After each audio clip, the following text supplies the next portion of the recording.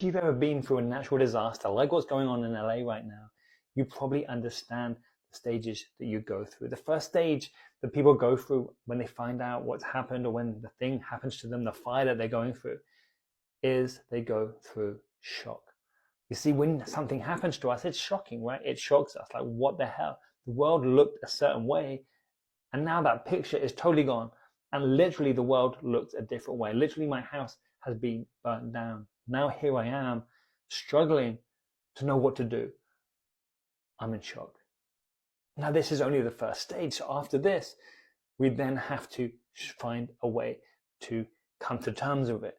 And that way of coming to terms with it often turns into addiction. It often turns into insomnia. It often turns into struggling to regulate our emotions. We're suddenly high, maybe laughing for no reason, and then next minute we are crying. So guys, if you're seeing people acting weird, filming videos about their experience, this could explain why they're suddenly high, suddenly low, because they don't know. Their emotions are struggling. They're trying to self-regulate, and not everyone is able to self-regulate, especially when you've been through a trauma. And the third thing that happens is people find themselves reacting to people. Maybe they're getting angry. Maybe they're getting irritated with people.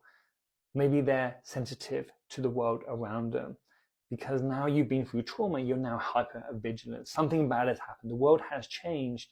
So now there's a part of you that knows that something can change. Those things that we took as certain, those certainties that we had, like our house, like our home, like our safe place for so many people, no longer exists.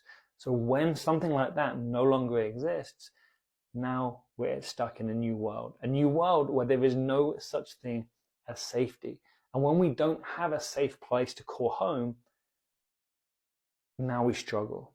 Now we're looking for danger everywhere we go, constantly on high alert, stuck in survival brain, stuck in survival mode, which means we're not enjoying life anymore.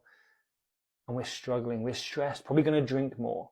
We're probably going to find ourselves getting into situations that we shouldn't be in, doing things that are bad for our health, because we're not thinking logically. We're not thinking about our future selves anymore. We're just literally thinking about survival. And this can continue into the years ahead if we're not careful. If we are not careful after we've been through a trauma, if we don't do that work, then let ourselves know that it's okay. That this is just the universe happening around us.